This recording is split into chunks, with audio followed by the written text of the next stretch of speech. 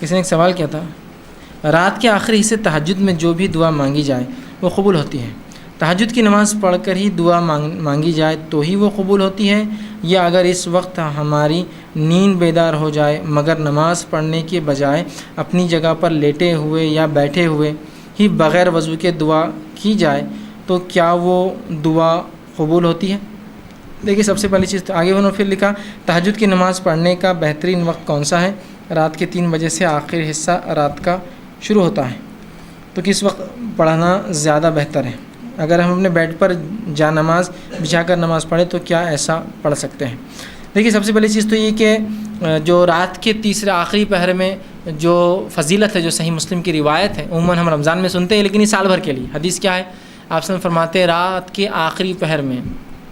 آخری حصے میں اللہ رب العزت پہلے آسمان میں، آسمانی دنیا پر آ جاتا ہے اور ایک ندا، ایک آواز لگاتا ہے، کوئی مغفرت کا طلب کرنے والا، میں مغفرت دینے بیٹھا ہوں، اللہ اس کو حکم دیتا ہے۔ پھر ایک آواز آتی ہے، کوئی مانگنے والا مجھ سے، میں دینے کے لیے بیٹھا ہوں۔ ہر روز، رمضان میں خاص نہیں، ہر روز رات کے آخری پہر میں اللہ رب العزت دنیاوی آسمان پہ آ جاتا ہے۔ کیسے، کیا، واللہ عالم، بس آ جاتا ہے بس، اور ایک آواز لگاتا ہے، اللہ حکم دیتا ہے، لگاؤ آواز، ہے کوئی مانگنے والا، میں دینے بیٹھا ہوں، ہے کوئی مغفرت طلب کرنے والا، میں مغفرت دینے بیٹھا ہوں اس وقت، ٹھیک ہے۔ اب نبی اکرم صلی اللہ علیہ وسلم اس وقت کا فائدہ کیسا اٹھا وہ دیکھنا پڑے گا ہم کو، طریقہ مانگنے کا۔ آپ صلی اللہ علیہ وسلم نماز پڑھتے تھے۔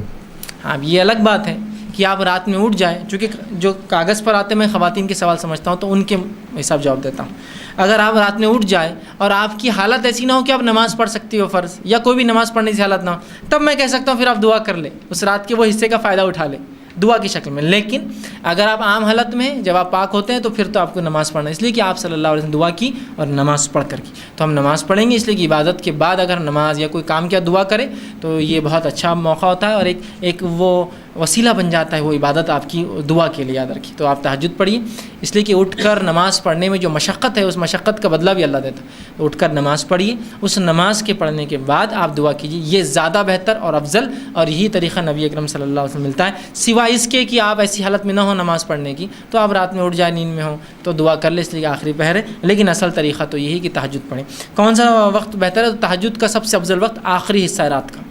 شروع ہوتا ہے عشاء کی بعد سے، آخری جو پہر آخری حصہ ہوتا ہے وہ، تو رات میں بہرحال یہ مختلف علاقوں میں مختلف رات کا ڈیوریشن ہوتا ہے تو وقت بدل جائیں گا۔ جیسے ہمارے پاس اورنگ آباد کے اندر فجر کا وقت جو ہے تقریباً 4:15 یا 20 منٹ سے شروع ہوتا ہے،